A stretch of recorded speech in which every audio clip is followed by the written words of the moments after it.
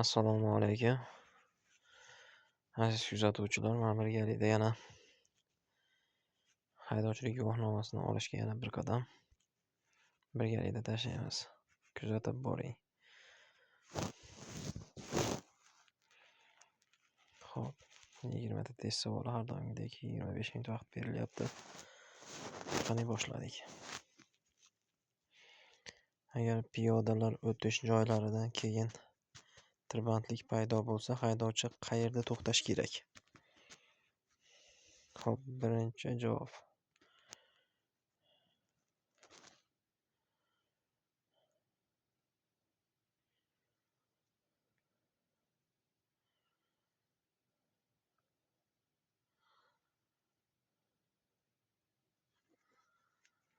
Xo'p. Birinchisi ekan. Birinchidan xato qildik. Xo'p. Qaysi transport vositasi harakatlanish uchun ruxsat berilgan?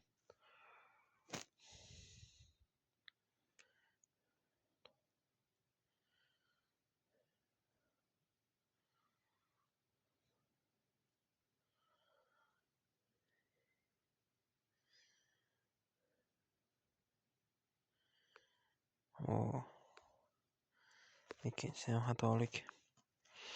Xo'p, faqat to'xtash qoidalari. Yengil avtomobil haydovchisi qanday qoidalarni buzdi? To'xtash va to'xtab turish qoidalarini.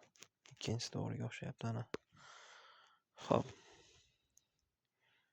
Ushbu yo'l belgisi oldinda nima borligini ogohlantiradi. Ko'prik yoki solda kechimi bo'lmagan suv to'siqli yo'l qismi borligini. Suv to'siqli yo'l qismida ko'tarma ko'prik borligini. Daryo yoki suv havzasi qirg'oqqa chiqish bildiradi. Uchinchi javob to'g'ri. Xo'p. Yengil avtomobilda qaysi yo'nalishda harakatlanishga ruxsat etiladi? Xo'p, faqat to'g'riga, faqat o'ngga va chapga istalgan yo'nalishda. Istalgan yo'nalish to'g'ri. Boshqaruv qurilmasi nosoz mexanik transport vositasi shatakka olishi kerak.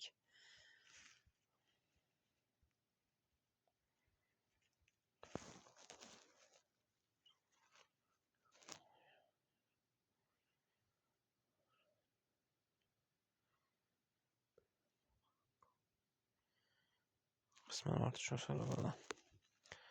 Xo'p, bunday avtopoyezdning ko'prikdan o'tishiga ruxsat etiladimi? Taqiqlanadi. Chunki 5 tonna yozib qo'yibdi. U 5 tonnadan ko'p. Xo'p. Haydovchi ushbu joyda avtomobilni to'xtab turishi uchun qo'yishga ruxsat etiladimi?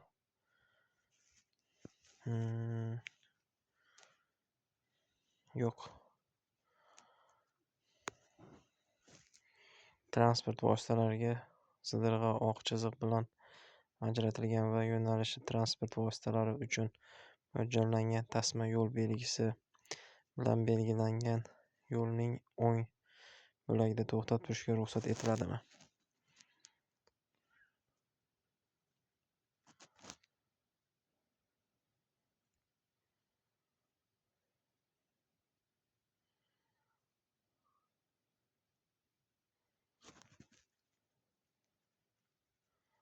Taqiqlanar ekan. Xo'p.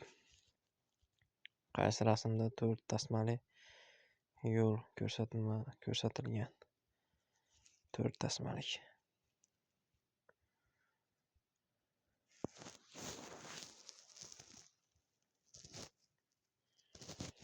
Birinchi rasmda, birinchi va ikkinchi rasmda. Xo'p, ikkinchi va uchinchi rasmda.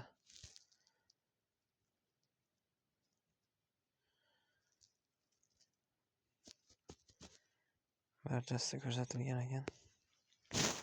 Xo'p, qatnov qismiga bevosita tutashgan noturar chetida unga to'la yoki qisman chiqish bilan to'xtab turishga ruxsat etiladimi?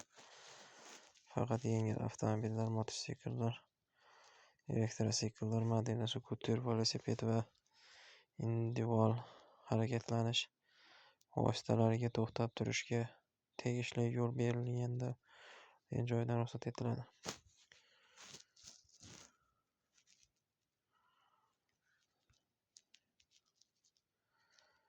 Xo'p, birinchi javob to'g'ri. Xo'p, ushbu yotiq yo'l chizig'i qaysi guruh yo'l belgilariga takrorlaydi?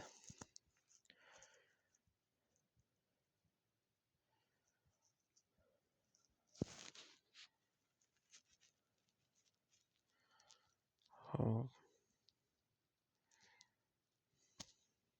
ogohlantiruvchi belgilarni takrorlaydi ekan. Xo'p, ko'rsatilgan vaziyatda haydovchi qanday yo'l tutish kerak? Yo'lovchilarga, piyodalarga yo'l berish kerak.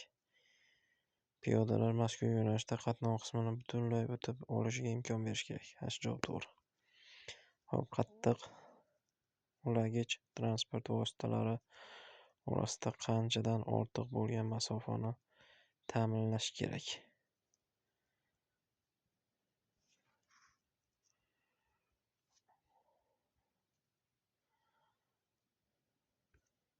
metr ekan. Xo'p, 15-savol. Haydovchi agar uning transport vositasi 40 km/soatga teng yoki undan ortiq tezlik bilan balandlikka chiqa olmasa, nima chora ko'rish kerak? Asosiy tasma bo'yicha agar shunda boshqa transport vositalari yo'q bo'lsa, harakatlanishni davom ettirishi, qayta tuzilishi, agar balandlik davomiyligi 30 metrdan oshmasa, asosiy tasma bo'yicha harakatni davom ettirish. Xo'p.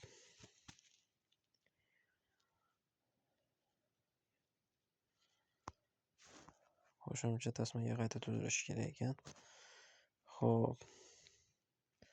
16-savol. Ushbu tik chiziq nimani bildiradi?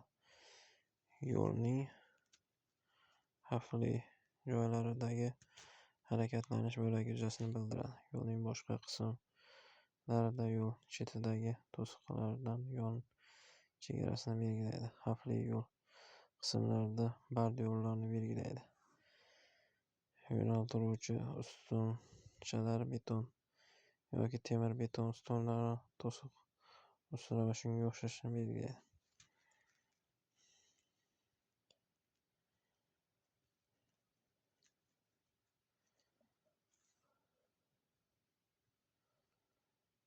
Yo'lning boshqa qismidagi yo'l chetidagi to'siq va yon chegarasini belgilaydi ekan.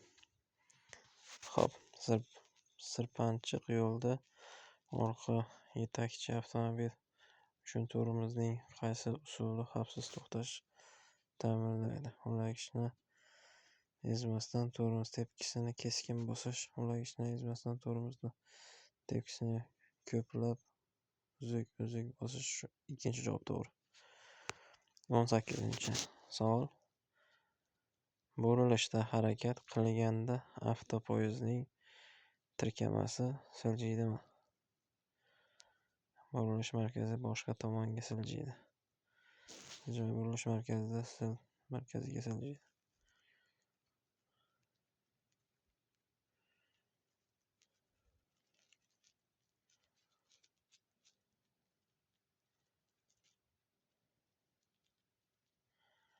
Markazda siljar ekan. Ushbu tik chiziq nimani bildiradi? Temir yo'l kesishmasiga yaqinlashayotgani haqida. Xavfli chorrahaga yaqinlashayotgani haqida.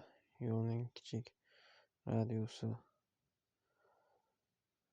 burilish, tik shavfli va boshqa xavfli joylar yo'l to'siqligi yonma-yon yuzlarini bildiradi.